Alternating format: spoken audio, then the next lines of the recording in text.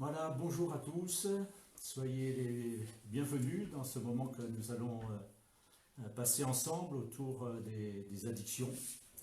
On peut être addict à tout et à n'importe quoi, mais donc nous on a fait le choix cet après-midi de parler particulièrement des addictions autour de la drogue, l'alcool, de la pornographie et des jeux.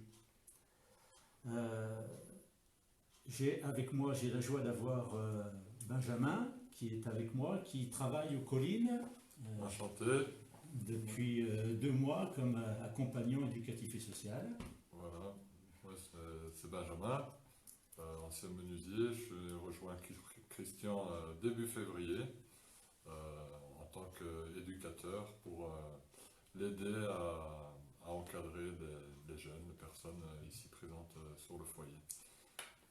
À côté de lui, il y a Kylian, Bonjour.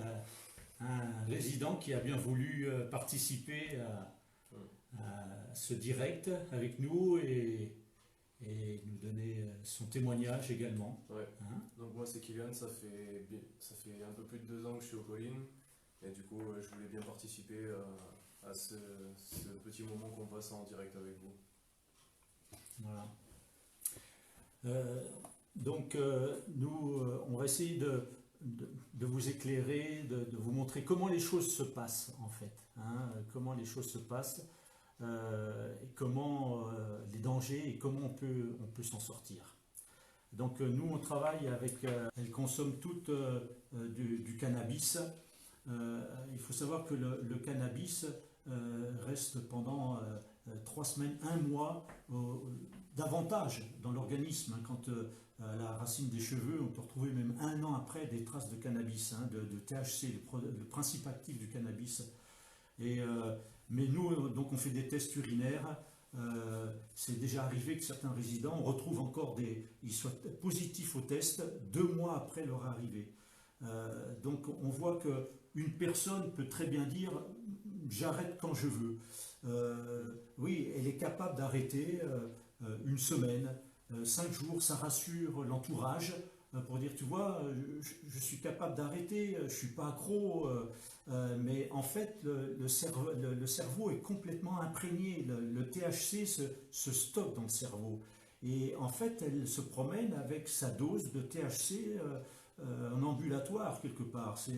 Elle a ça en permanence. Elle est capable de s'arrêter, de consommer du cannabis pendant plusieurs jours. Si elle en fumait tous les jours, elle a fait son stock dans le cerveau. Et donc elle est capable de s'arrêter quelques jours. Et ça lui fait croire qu'elle n'est pas dépendante, qu'elle n'est pas accro, mais c'est faux.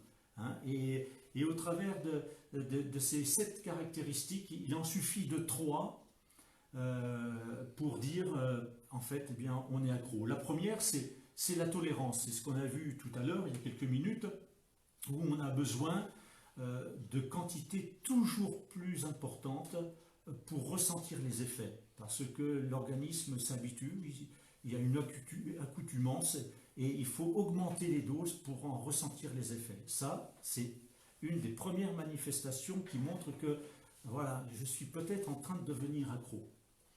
La deuxième, c'est quand il y a un sevrage. Nous, on voit les jeunes, la première semaine où ils sont dans l'abstinence, ça va à peu près. La deuxième et troisième semaine, ça commence à être difficile. Les personnes sont irritables, elles sont nerveuses, elles s'emportent facilement, l'humeur change, etc. On sent qu'il y a le manque. C'est le sevrage qui est en train de se faire. Et là, quand il y a de l'irritation, les personnes se grattent, les personnes se mettent en colère facilement, etc., on se dit, oh là. Et en fait, il y en a beaucoup partent dans la période d'essai. On a une période d'essai de 15 jours à un mois. Et ça correspond souvent au sevrage, au manque. Donc c'est une deuxième caractéristique. Et Benjamin va continuer. Hein. En troisième caractéristique, nous avons donc les substances prises en quantité supérieure ou pendant plus de temps que ce qu'on avait pensé et envisagé. Cette troisième caractéristique est tout à fait aussi une caractéristique qui relie à la dépendance et à la tolérance. Car bien souvent, au début, on va commencer des drogues Et après, on va se sentir maître de nous, on va dire, oui, on peut arrêter quand on veut. Et on fait tous cette expérience-là, que ce soit avec la cigarette, avec le cannabis, avec les extasies, avec quoi que ce soit comme substance. Et on s'en fait un décès, et effectivement, on arrête pendant quelques temps, et après on revient. Et petit à petit, le piège commence à se refermer sur nous-mêmes, car on commence vraiment à rentrer dans une dépendance et devenir accro. En quatrième position, donc en quatrième énoncé, nous avons le désir persistant ou effort infructueux pour réduire ou contrôler l'utilisation de la substance. Alors on essaye, on veut réduire, on fait des efforts, mais il y a toujours cette part qui nous ramène à dire ah mais il m'en faut quand même un peu pour ressentir les effets d'avant, les effets que j'avais au début, parce que ça reste quand même quelque part toujours ancré dans notre mémoire les premiers effets qu'on a eus, et cette sensation de bien-être et de lune de miel que Christian expliquait en début de cet énoncé. Et c'est vraiment un piège qui se referme avec le temps, avec les expériences qu'on a essayé de mettre en place, qui sont d'abord fructueuses, mais avec le temps, elles deviennent vraiment infructueuses. Et là, ça devient vraiment le piège de la dépendance, quoi. Alors il y a une des manifestations aussi, c'est le temps qu'on est capable de passer pour rechercher ces doses. Et puis il n'y a plus de règles. On est prêt à voler, on est prêt à mentir, il faut la dose. Hein, il faut sa quantité et on passe un temps pour aller chercher auprès des dealers, etc. C'est le temps consacré. Et ça, c'est aussi une des manifestations qui montre que dès le matin, quand on pense à une chose, c'est à la drogue, c'est à la substance, ok, c'est que on commence vraiment à être dépendant. Et puis, un des signes aussi parmi les jeunes, c'est l'abandon d'activités sociales, l'abandon d'une formation, l'arrêt des études. En général, la chute des résultats scolaires est un signe pour les parents, comme quoi il y a quelque chose qui ne va pas. La personne est déconcentrée, elle est démotivée, elle n'arrive plus à s'investir. Et elle est prête à laisser les relations sociales, le club sportif, ça ce sont des signes. Hein, et quand la personne en est là, elle doit reconnaître que l'addiction est là. Hein. Le dernier point. Et nous avons aussi la poursuite de l'utilisation de la substance malgré la connaissance de l'existence d'un problème qui soit physique ou psychologique persistant ou récurrent.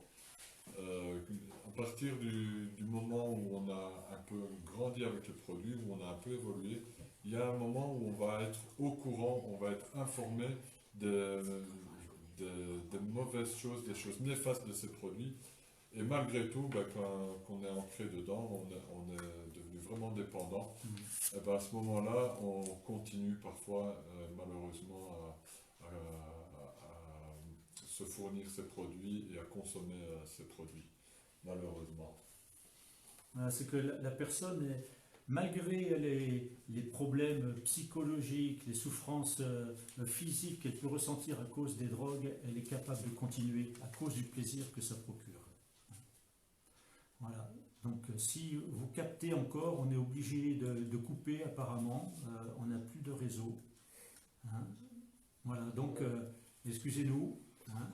Alors, on va essayer de remédier à ça et de reprendre le plus rapidement possible. Hein. Excusez-nous encore. Merci.